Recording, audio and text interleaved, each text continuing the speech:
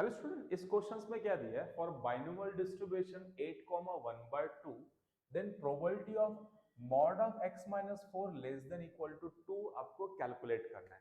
ठीक है, प्रोबेबिलिटी का क्या दिया है बाइनोमियल डिस्ट्रीब्यूशन में? यहाँ पे आपको दिया है 8,1/2। जब भी आपको ऐसा दिया है इसमें जो फर्स्ट टर्म होता है तो आप बोल सकते हो यहाँ पे n का वैल्यू 8 दिया हुआ है, प्रोबेबिलिटी कितना 1/2, p 1/2 है तो q का वैल्यू कितना होता है 1 माइनस पी, मतलब ये भी 1/2 है। ठीक है, अब मुझे फाइंड आउट क्या करना, mod of x minus 4 is less than equal to 4। तो सबसे पहले अंदर एक इनइक्वालिटी लिखा हुआ है, इसको सिंप्लीफाइड कर लेते हैं क्योंकि इसका मीनिंग हमें समझ में नहीं आ रहा। हमारे पास फॉर्मूला p ऑफ x का है, हम p ऑफ x निकालते हैं। क्या निकालते हैं हम लोग? अगर हम p ऑफ x के फॉर्म में रहा तो कैलकुलेट कर सकते हैं। अब यहाँ पे क्या बोला है, mod of x less than 4, sir mod of x minus 4 less than equal to 2 बोल रहे हैं। तो इस इनइक्वालिटी को सॉल्व करके इसको नॉर्मल इक्वेशन में लेके आते हैं। तो देखो यहाँ क्या लिखा हुआ है कि mod of x minus 4 is less than equal to 2। अब ये मॉड को अगर रिमूव करूंगा तो x minus 4 is less than 2 and greater than equal to minus 2। ये इनइक्वालिटी का रूल्स है। अगर ये मॉड हटाओगे तो ये प्लस माइनस आएगा, प्लस से लेस आएगा और माइनस से क्या आएगा, प्लस ग्रेटर आएगा। ठीक है, अब ये मुझे x चाहिए तो सब में मैं क्या करता हूँ प्लस 4 ऐड कर लेता हूँ। तो यह minus 2 plus 4 greater than equal to x minus 4 plus 4 less than equal to 2 plus 4। मुझे क्या करना है, बीच में x चाहिए तो यहाँ पे माइनस 4 रिमूव करने के लिए मैं क्या करता हूँ, दोनों साइड क्या करता है, पूरे टर्म में क्या करता हूँ 4 ऐड कर लेता हूँ, सो दैट क्या होगा बीच का 4 कैंसिल हो जाएगा। तो फाइनली कितना आ गया यहाँ पे देखो, यहाँ x आ गया लेस देन इक्वल टू ये 6 हो गया और ग्रेटर देन इक्वल टू ये 2 हो गया। इसका मतलब इसका मीनिंग क्या होता है, x is less than equal to 6 and greater than equal to 2।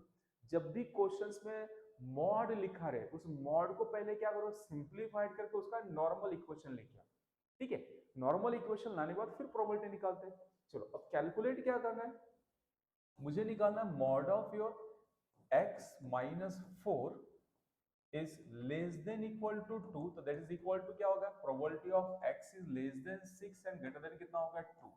हमें निकालना ये था जो इसके इक्वल आ जाएगा क्योंकि mod of x minus 4 less than equal to 2 का वैल्यू कितना हो गया, x less than 6 and greater than 2।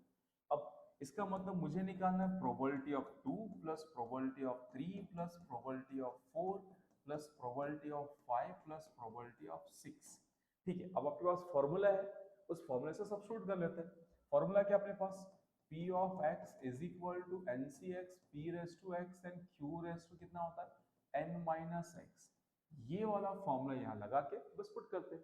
चलो तो p ऑफ 2, n कितना अपने पास 8 है, कितना आएगा 8c2, p कितना है 1/2 रेस टू 2 एंड q भी कितना, q भी 1/2 means 1/2 raise to 6 plus 8c3 1/2 raise to 3 and 1/2 raise to 5 plus p4 कितना आएगा 8c4 1/2 रेस टू हम 4 and 1/2 raise to 4 plus p5।